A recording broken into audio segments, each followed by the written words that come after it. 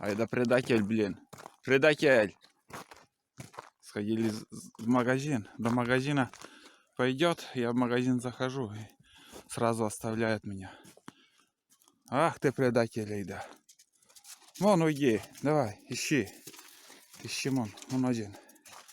Что я включился, ребята, у меня ровно примерно год прошел. Вот также я с магазина шел вот по этой тропинке, вот здесь.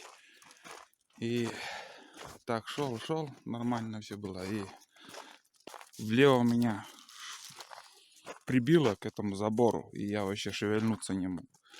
Не мог, вон, смотрите, оставалось до дома где-то буквально 30 метров. И я шаг сделать не мог. Я стою на ноги нормально, чтобы шаг сделать. И я опять валит меня прям влево. Все, думаю, хана мне. Потом постоял, не дозвонился до жены. Помощи не от кого ждать. Я потихоньку здесь вот буквально шаг за шагом вот до сюда дошел. Весь спотел, лицо белое, бледное, холодный пот.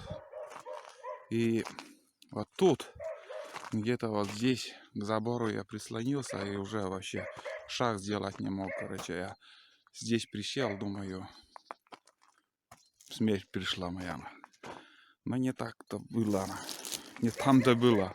Короче, вот здесь одноклассник по этой тропинке шел на работу. Я ему говорю, давай помоги мне до дому добраться. И позвонила мне жена.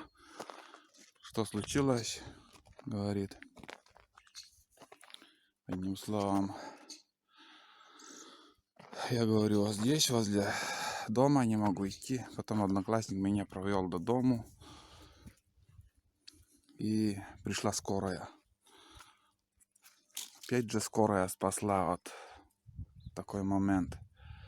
Не кто-нибудь другой. Вот направление. Я вслух не буду говорить. Все надеются на это.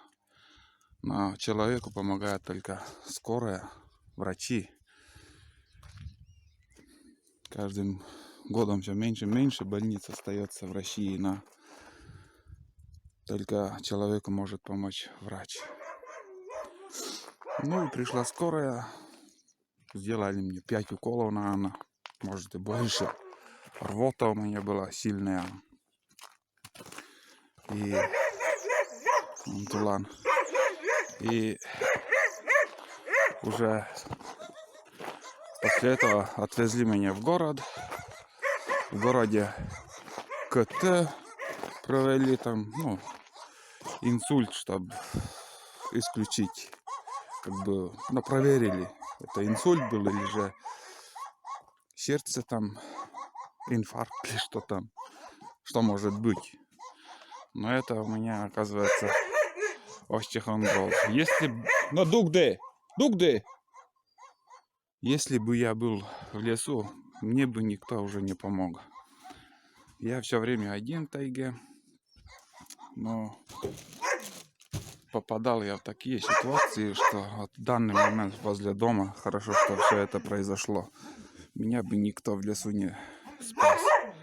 Если еще зимой мороз, была бы беда. И не было бы фильма про Тулана, и ничего такого было бы. Невозможно с ним что-нибудь снимать. Увидишь, что я снимаю, начинает лаять. Да ух ты! Не знаю, почему я это все рассказал, но примерно вот год прошел, да, потому что я выписали в начале мая, уже охота закрывалась, последние дни охоты было, я один раз только сходил. Да, и думаю, выписали сразу бегом на следующий день я сходил с ночевкой на болото, на охоту, это все вы видели. Так что берегите себя, ребят. Если чувствуете, что-то происходит с вашим организмом, надо сходить, провериться.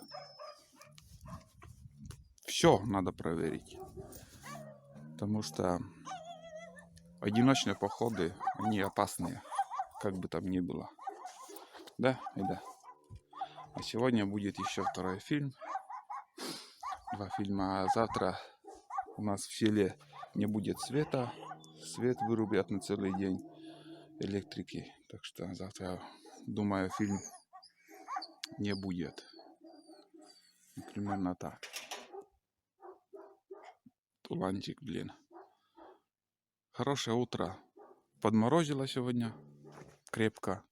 Ну и сейчас чувствуется тепло. Чувствуется тепло, жарко даже. Весенние птицы уже поют.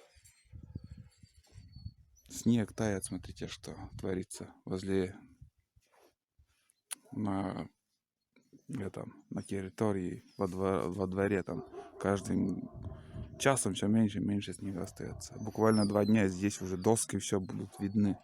У меня стройматериал, остатки с прошлого года. Ремонт бани в этом году будет. Вот так вот.